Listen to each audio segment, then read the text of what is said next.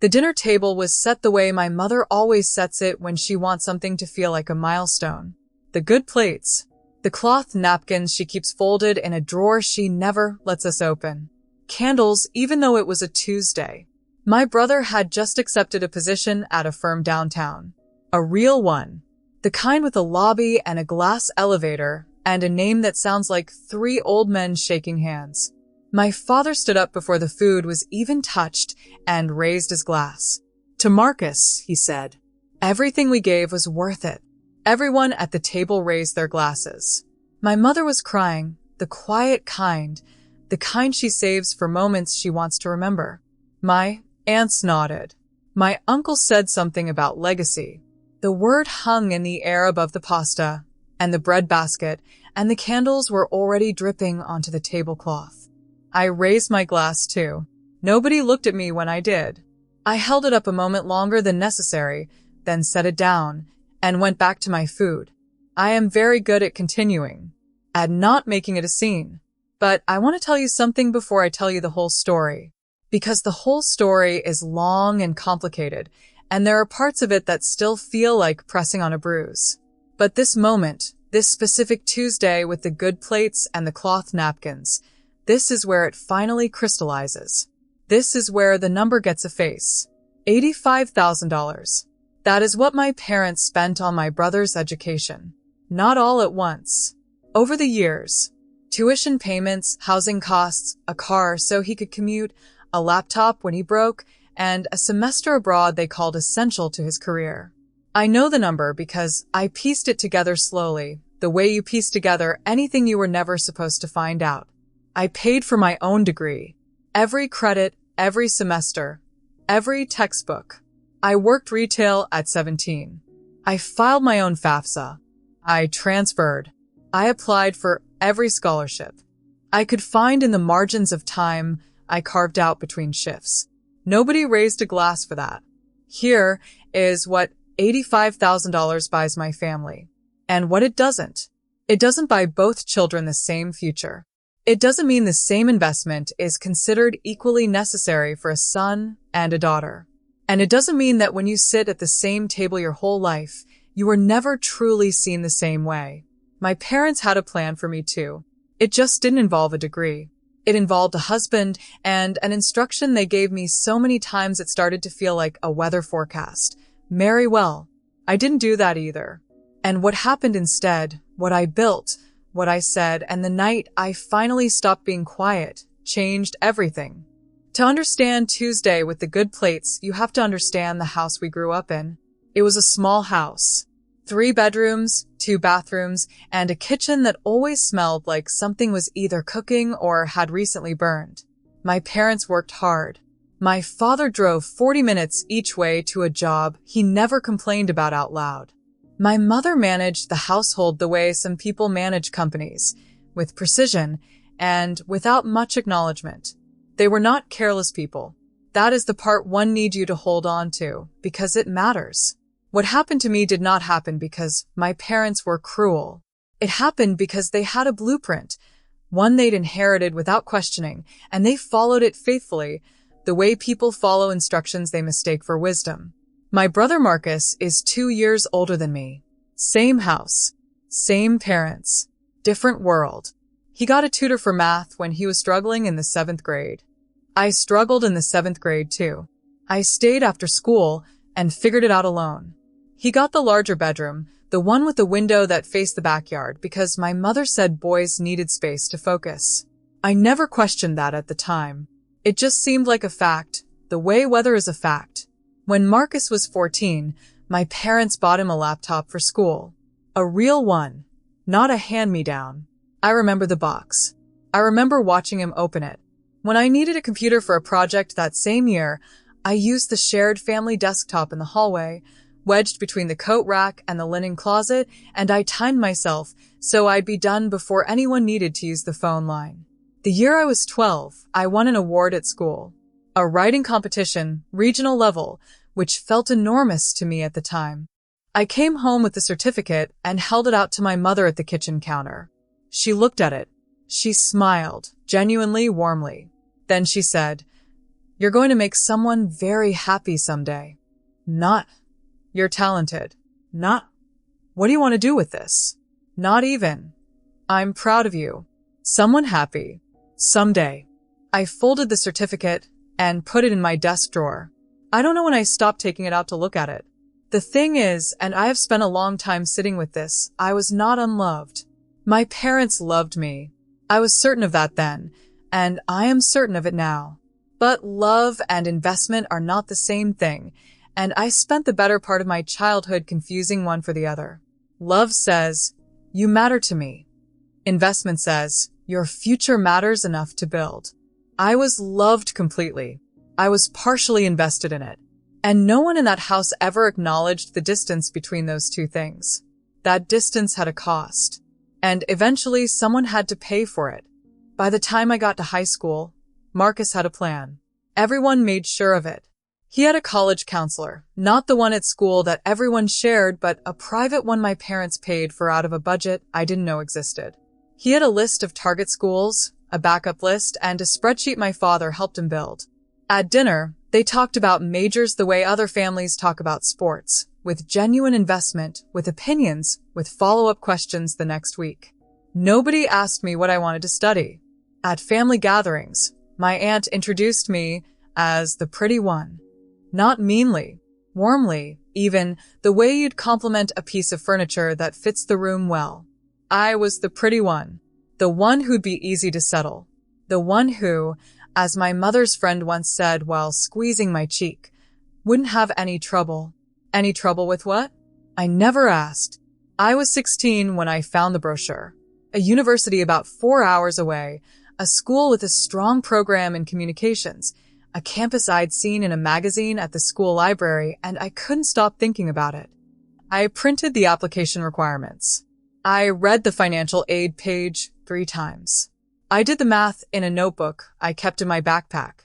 I brought it home on a Thursday.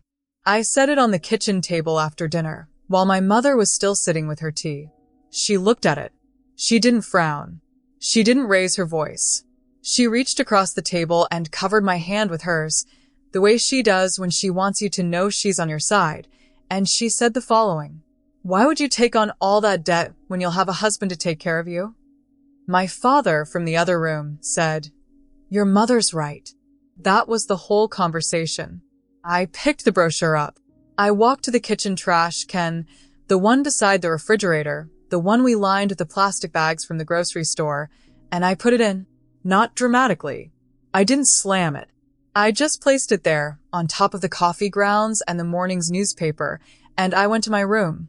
I sat on my bed for a long time that night, and something clarified in me that I haven't been able to unsee since. The plan for my life was never about what I was capable of. It was about who I could belong to.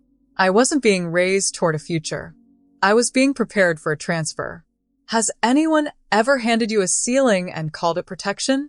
I mean that genuinely, because I think some of you know exactly what that kitchen felt like.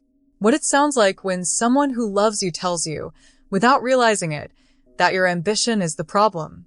Leave a comment. I want to know I'm not the only one who grew up in that house. I didn't throw away the notebook. Marcus left for college in August. I remember the morning they drove him. My mother had been packing his things for 2 weeks, labeled boxes, a new set of towels still in the packaging, a small corkboard she thought would help him feel at home. My father rented a van. I helped carry boxes to the curb before school. Nobody asked me to come along for the drive. I watched the van pull out from the front steps and then went inside and made myself breakfast and caught the bus. What happened next in our house was not dramatic. It was structural. My parents took out a home equity line of credit that fall. I know this because I saw the paperwork on the kitchen counter once, briefly, before my mother slid it into a folder. The grocery budget tightened. My father started picking up Saturday shifts, which he hadn't done in years. My mother stopped buying the brand of coffee she liked and switched to whatever was on sale. They did all of this without complaint, without resentment, because to them, it wasn't a sacrifice. It was an investment with an obvious return. Marcus was going to build something. The money going out would come back different, larger, justified. I don't say any of this with bitterness toward my brother. Marcus didn't design the system. He was handed it the same way I was. We just received different versions. He came with a check. Mine came with a different kind of instruction. I got a job that September. A part-time position at a clothing retailer in the mall, 3 shifts a week after school, and a full day on Saturdays. My mother thought it was good for me, responsibility, she said, spending money. What it actually was, though I didn't have the language for it then, was a quiet economic correction. The household needed more coming in. I was available. The math resolved itself without anyone having to say it directly. I was 17. I folded sweaters and worked the register and learned how to stand for 6 hours without letting it show on my face. By the end of my junior year, I had saved just over $2,000. By graduation, it was $4,000. I kept it in a basic savings account I'd opened myself at the bank near the mall. I checked the balance on my phone sometimes during break, standing in the back room next to the coats we hadn't put out yet. $4,000 against $85,000. I knew even then what that ratio said. But here is what $4,000 also was. Enough. Enough to register for 2 classes at the community college 12 minutes from our house. Enough to begin. I filled out the application on the family computer at 11 o'clock on a Tuesday night after everyone was asleep.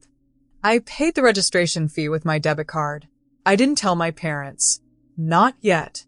I told my parents on a Sunday, after lunch, when the table was still half cleared and the afternoon had that slow, undirected feeling that Sundays get. I didn't build up to it. I just said it. I enrolled in community college. I start in 3 weeks. My mother looked at me the way she looks at mail she isn't sure she should open. My father set down his coffee. Community college, my mother repeated. Not a question. More like she was checking the weight of the words. Why are you making things hard for yourself? My father said. He wasn't angry. That almost made it worse. He was genuinely confused, the way you're confused when someone solves a problem you didn't know they were working on in a way that doesn't match the solution you had in mind. My mother's concern was different. She worried about who I'd meet there, whether it was the right environment, whether I'd consider that a stable job, something with hours and a paycheck, something that left evenings free, might make more sense for now. For now, she said, until things settled, until I found someone. I told them I had already paid the registration fee, that I was going. The conversation didn't escalate. It just ended. The dishes got cleared. Someone turned on the television in the other room, and I sat with the understanding that my enrollment, the thing I had saved for across 2 years of retail shifts, the thing I had researched and planned and executed entirely alone, had registered in this house as a mild inconvenience. It was around that same period that the number came into full focus for me. Not all at once. Over months in pieces. A comment here. A document glimpsed there. A phone call my father had in the kitchen where I caught enough to fill the gaps I already half knew. Tuition for years. A used car my parents bought Marcus so he could commute to an internship his junior year. The apartment off campus, because the dorms were too loud for him to focus, and they covered the difference between what financial aid provided and what the rent actually cost. Textbooks, a laptop upgrade when he slowed down, a semester abroad his department recommended, and my parents agreed, without what seemed like a second thought, was essential to his future.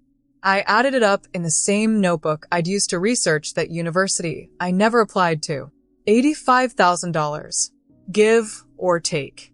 And I want you to sit with that number for a moment, not as a financial figure, but as a message. Because that is what it was. Every dollar spent is a decision. And every decision, over time, tells a child what their future is worth to the people who are supposed to want it most for them. If that lands somewhere in you, if you know someone who needs to hear this story, send it to them. I closed the notebook. I went to class on Monday. I stopped waiting for permission. I chose business administration. Not because it was glamorous, it wasn't, but because I understood early that the people who control outcomes in any room are usually the ones who understand how the money moves. I wanted to understand how the money moves. Community college was not what my mother feared. It was not a waiting room. It was not a lesser version of something better. It was, if I am being precise about it, the first place I ever felt academically serious. The classes were harder than I expected. The students around me were working adults, parents, and people who had taken detours and come back. Nobody was there by default. Everyone had chosen to be there, which meant everyone was paying attention. I paid attention harder than anyone. My first semester, I earned a 3.9. My second, a 4.0. I started researching transfer pathways before the end of my first year, which universities accepted community college credits, which had articulation agreements, and which offered merit aids specifically for transfers. I applied for every scholarship I was eligible for, which meant a lot of essays written late at night at the kitchen table after my shifts ended. I won 2 of them. Small amounts, but real ones. Money I had found for work I had done myself. I transferred at 20 to a 4-year university 40 minutes away. I commuted. I kept working, a different job by then, an administrative position at a small financial services firm that a professor had quietly recommended me for after noticing how I handled a case study in her class.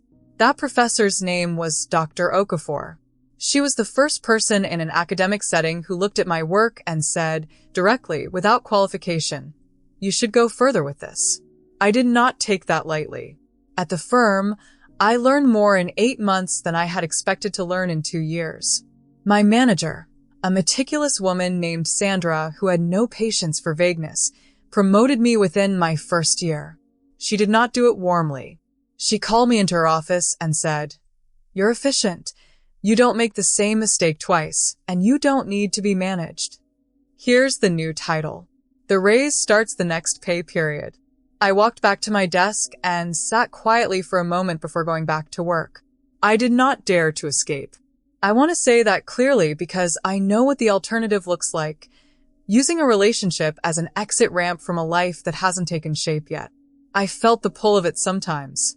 Family events remained a particular kind of pressure. My aunts asked, reliably, whether I was seeing anyone. My mother would mention friends' daughters who had gotten engaged, the way you mention the weather. Casually. Persistently. I deflected without drama. I smiled and changed the subject and went home and studied. Nobody was watching what I was building. That was fine. I was watching. By 24, I had an apartment. A 1-bedroom, 12 minutes from the office, with a kitchen window that faced east and let in enough morning light that I started waking up before my alarm just to sit with it. I paid the deposit myself. I signed the lease myself. I stood in the empty living room on the first day with a cup of coffee and no furniture yet, and felt something I didn't have a clean word for at the time. It was the feeling of a life that was entirely mine. That same year, my company nominated me for a regional recognition program, a professional development award for analysts under 30. I didn't win. I was a finalist. My name appeared in an industry newsletter that approximately 400 people read. My manager forwarded it to the team. My LinkedIn had notifications for 2 days. Not one person in my family mentioned it. Not because they were cruel. Because they didn't know. Because I had stopped bringing my life to that table in any form, it could be dismissed. At my cousin's wedding that spring, I sat next to an aunt who asked me, within the first 10 minutes, whether I was seeing anyone. I told her I was focused on work. She nodded with the expression people wear when they're deciding whether to push or let it go. She let it go. Across the room, someone made a toast referencing Marcus, a new role, a milestone, a moment the family marked collectively with raised glasses. I drank my champagne. I smiled at the right times. I drove home alone and made tea and read for an hour before bed. The call from my mother came on an ordinary Wednesday evening. She was talking about Marcus, she often was, and somewhere in the middle of the conversation between one thing and another, she mentioned that he was having some difficulty with his loan payments. The graduate program he'd enrolled in, which my parents had contributed to in ways she referenced vaguely, had not yet translated into the salary he'd anticipated. She said it without alarm, more like a weather report, a thing that was happening. She did not connect it to anything. She did not hear the shape of what she was describing. She moved on to something else, and eventually we said goodbye, and I set my phone down on the kitchen counter and stood there for a moment in the quiet of my apartment. Everything she had said was information, and I had been collecting information for years. I knew then that the conversation was coming. I just needed to choose the moment. If you've ever waited for the right time to stop being invisible to the people who were supposed to see you first, stay with me. Because what comes next is the part I've been building toward this entire time. And I think you already know it isn't going to be quiet. The moment chose itself, the way moments like that often do. My parents called a family dinner in November, not a celebration, just a gathering. Marcus was there. He'd moved back into the area, which my mother framed as a practical decision and which I understood to mean the finances had become complicated enough to require proximity. Over the meal, the conversation drifted, as it had begun to drift more frequently, toward stability, toward plans, toward the future as my parents defined it. My mother looked at me across the table and said, gently, the way she always said difficult things, "You're not getting any younger. Have you thought seriously about settling?" I set my fork down. "I've actually been thinking about a lot of things," I said. "Can I share some of them?" Nobody said no, so I talked. I did not raise my voice. I had not come to that table to perform anger. I had moved through anger years ago alone, and what was left on the other side of it was something steadier. I talked the way I'd learned to present at work, clearly, sequentially, with the numbers in the right order. I told them what I knew about Marcus's education costs, not as an accusation, as a figure. Tuition across 4 years, the car, the apartment subsidy, the laptop, the semester abroad, the graduate program contributions. I had done the math carefully, and I cited it the way you cite a source, without drama, without emphasis. Approximately $85,000 over the course of his education. Then I told them what I had received. I kept that portion brief, because the contrast required very few words to land. Then I told them what I had built. My degree was paid for entirely through my own savings, scholarships I applied for myself, and income from jobs I had worked since I was 17. My current role, my salary, a figure that visibly surprised my father. My apartment, my savings account, my professional standing, which existed and was documented and had been recognized by people who had no obligation to notice me. The table was quiet in a way I had never heard it be quiet before. My mother started to say something about intentions, that they had always wanted the best, that they hadn't meant, and I let her finish. I did not interrupt. I did not argue. When she was done, I nodded. "I know," I said, "and I built my life anyway." I meant it without bitterness. That is the part that I think landed heaviest. Not the numbers, not the contrast, but the absence of rage in my voice. I was not there to punish anyone. I was there to be seen accurately, perhaps for the first time, by the people who had known me longest. The room held that for a long moment. What would you have said in that room? I mean that seriously. Drop in the comments, because I think some of you have been waiting for your own version of that conversation for a very long time. What happened after was not a transformation. I want to be clear about that because I think clarity is more useful than comfort, and I have never found much use in stories that end cleaner than real life does. My mother went quiet for about 3 weeks. Not coldly. She still answered when I called and still asked basic questions about whether I was eating and whether I was sleeping. But the warmth had a distance in it, the way a room feels when someone has recently left. She needed time with what had been said. I understood that. I gave it to her without commentary. Word reached the extended family in the diluted, distorted way that family information always travels. Nobody had the full story. They had an impression that there had been some kind of confrontation, that I had said something difficult, that things were unsettled. An aunt called me about 2 weeks after the dinner. She told me, not unkindly, that I had been hard on my parents, that they had sacrificed, that I should consider what they'd given up over the years. I listened to all of it. I thanked her for calling. I did not revise my position. My father called on a Thursday evening, about a month later. He did not call to apologize. I want to be accurate about this, because a formal apology was not what happened.